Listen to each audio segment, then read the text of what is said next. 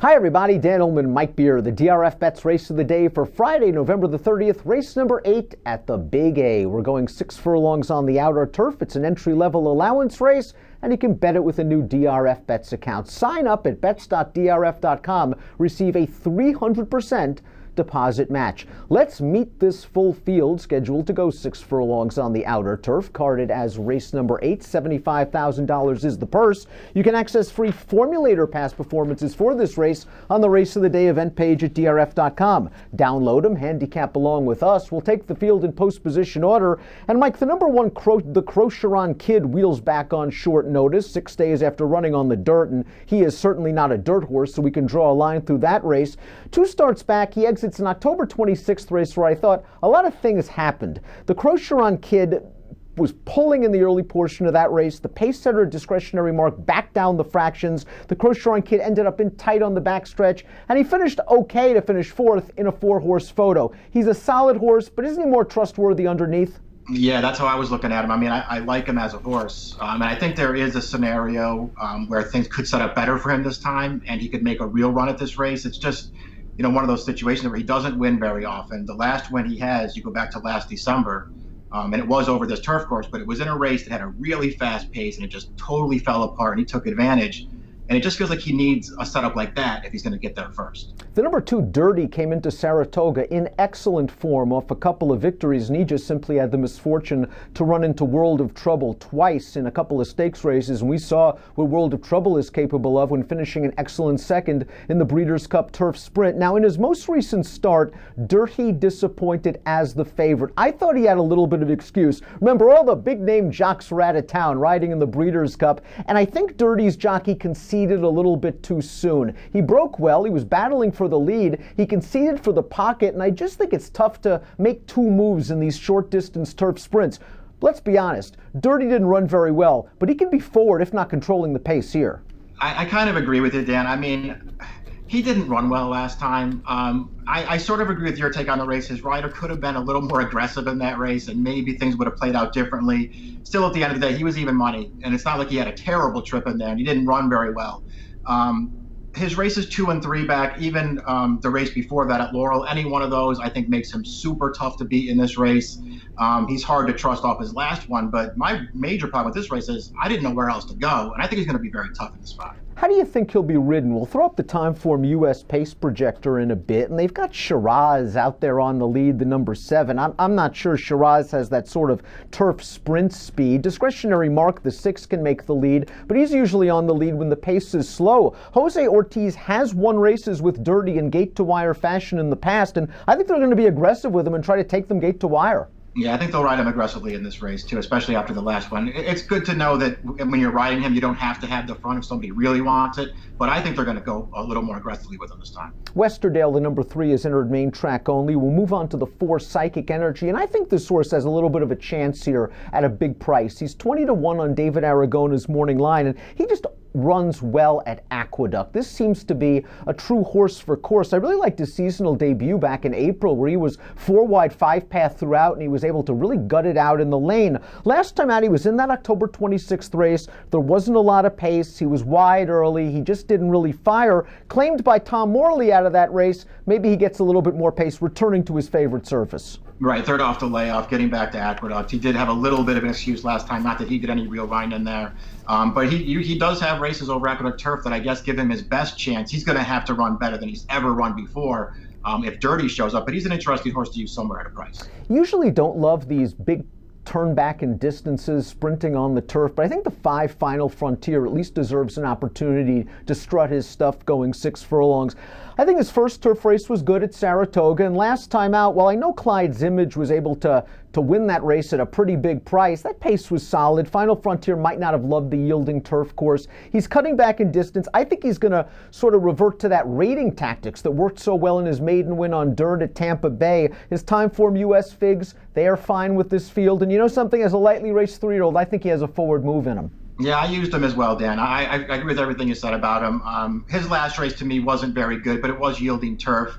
He took to grass just fine at Saratoga, though, and he is a horse who has a really big turf pedigree, so I'm willing to give him another chance. And I still think, even though the turf race was something of an improvement, maybe the best race he's ever run was sprinting on dirt at Tampa. So I like that about this horse. I was a bit surprised that the 6 discretionary mark was dropped in for the $40,000 tag last time out. He'd won 2 of 3 races, of his last 3 races going into that race, and he made it 3 out of 4. But boy, I just thought he had the best of it that day. He was able to get to the pace. He really backed it down, and he was still all out to hold off the closers. He is capable from sitting just off the pace. But how would you rate this move in class from the non-winners of 2 other than New York breds to the Open 1X? Would you consider it a big hike in class, lateral move, nothing to be concerned about? I think for the most part, this is something of a lateral move. Although it all comes down to how Dirty runs, I guess, because Dirty's just probably better than this horse. And there are a couple of other horses too who just might be a little better. I don't really have any knocks on Discretionary Mark. He runs fine every time he shows up. To me, he's just not that good. Shiraz is a little bit dirtied up. He has dirt form recently, and then you go back to his 2 most recent turf races. Both of them were going long. His turf sprints are okay. My issue with him is he just doesn't win a lot of races. He has a lot of second-place finishes on his page, but you got to respect anything Mike Maker and Javier Castellano put out on the track, especially at 15-1 on the morning line. Yeah, I won't argue with the price. He's certainly run races that would give him a look in here for sure. He just doesn't win that often. That's the real problem with him. The last 4 times they sprinted him on turf, he's run second, and he's been close in all of those without winning any of them. He's usually short prices, too. It's hard to make excuses for him.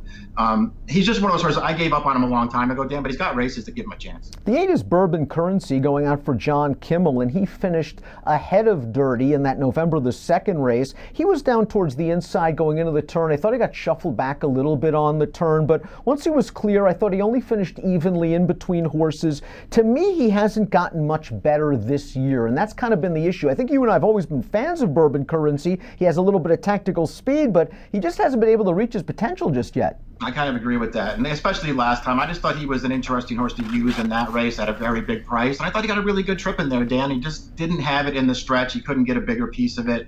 I thought his race off the layup at Saratoga Sprint, I didn't think he had a good trip at all that day. And I thought he could really take a step forward, but he just hasn't done it. And off his last race, I was a little disappointed. Tough spot for the 9, Constant Night. 1 for 17 lifetime lone win, came against State Breds, beaten against State Breds most recently at the Big A, and now he's going to try Open Foes. He might be in a little bit too tough. Yeah, he's just too slow to win this race. It'll be a big price, though. Pagliacci, I thought, ran okay on November the 2nd, his first start off of a short layoff. He was in between horses, and I don't really know what happened there, Mike. He checked pretty hard and lost some position on the far turn. Then he had to go all the way widest into the stretch. He finished evenly despite failing to change leads. We kind of know what we're going to get from Pagliacci. It's a Beyer speed figure in the low to mid 80s, and thus far it's only resulted in a 1 for 12 lifetime record and 11 straight losses. Yeah, I mean, I get it. He looks very competitive on paper in this race. I'm just not a big fan of his, Dan. He had a little bit of trouble last time, as you mentioned. He had to check a little bit there. He got clear. I didn't think he finished all that strongly. His race 2 starts back, he was in traffic in the stretch. I'm not sure how much run he actually had, but he did have a little bit of a trip in there. I get the ways to look at him and think that he's a huge player in here, and I guess he is. I'm just not a big fan of this horse. I want to bet somebody else. He finished behind Carote, who might be a nice pickup for Tom Morley. He came out of that race to win at the Fairgrounds with an 86 Beyer speed figure. Outrageous bet goes out for Gary Contessa, like the Crocheron Kid, wheeling back on short notice after a dirt effort. 2 starts back against State Breds. This horse altered course to the outside in the stretch, came with a good solid run to win it. His last 2 Beyers on turf, 84-90, give him a little bit of a look. It'll be interesting to see how he handles, again, this non-winners of 1 other than competition. As a closer, he needs pace. I'm not sure he's going to get enough of it. I agree with that. I think based off his last 2 turf races, you want to take this horse very seriously. Yes. He ran really well in those races. And he's obviously a horse who really appreciates giving the ground, and it seems like he's going to get given the ground if we're on the turf. I think what you have to reconcile in this race is the last 2 turf races, last 2 wins, came when Gary Contessa was on an unbelievable hot streak. And it feels like Contessa's not that hot right now. So I just wonder if he's going to be able to run a race like that in the spot. If he can, he's a huge player in here. Barahin, the number 12, is entered main track only and would be a strong contender if this race is washed off of the turf. We'll move to the 13, Rappel. I thought John Velasquez gave this horse a really nice ride last time out from an outside post position, settling him in behind a contested pace, splitting horses 4 wide, turning into the stretch, and Rappel did the rest against condition claimers. He's stepping up in class. It appears he is in very good form right now, and he has found himself as a turf sprinter. I kind of need to see that race again against this class of horse, though. Yeah, I agree. I mean, he's a good turf sprinter. This is what he wants to do, and he ran fine last time, but this is a tougher field. The 14 Morning Breeze is going to be making his turf debut if this race stays on the lawn on Friday, and his sire Morning Line has gotten off to a pretty good start with his turf horses. First-time turf runners, he's 6 for 30. That's 20% winners. While the dam was unraced on the lawn, she has foaled 2 turf winners from 4 horses to try the surface. So there's a little bit of turf here. This horse has shown some speed on the dirt. Again, these are not my kind of horses, switching surface, but at least Morning Breeze might have found actually a decent spot. Yeah, I agree with that. And he's got speed too. So if he takes to the turf, you might see him out there on the lead in this race. So that's a good thing. Maybe he can improve a little bit on the grass. If he can run maybe his top dirt race on this surface, I guess he would be tough in here. I didn't see enough pedigree, Dan, but there is some. Let's take a look at our top picks for the DRFBets Friday race of the day. We are in agreement that the number 2, Dirty, is going to get back to his best form off a substandard performance last time out. Now it's second time off the layoff, and I think he'll be aggressively ridden. How are you playing this race, Mike? I mean, Dirty at 3-1 off that last race seems a bit unappealing to me. How would you play him in a single race situation? Who else are you using in the multis? I don't think you're singling Dirty. No, I don't trust him. And I do think he's going to be very tough here with this good race. You can't trust him fully off that last race, although I do like him in here. I'm going to use a little outrageous bet. I'm going to use a little Final Frontier for Albatroni turning back. I'm going to go with the 2 and the 5 in multiple race wagers for Albatroni, Final Frontier. Dirty's my top pick. The 10 and the 11 I'm going to use underneath. 2, 5, 10, 11 for me in the DRFBets Friday race of the day. It is the 8th at the Big A. You can bet the race, you can bet the card with the new DRFBets account and the 300% deposit match that goes along with it. It's a very easy sign up at bets.drf.com. An approximate post time for the co-feature at Aqueduct on Friday, 3:47 Eastern. Best of luck.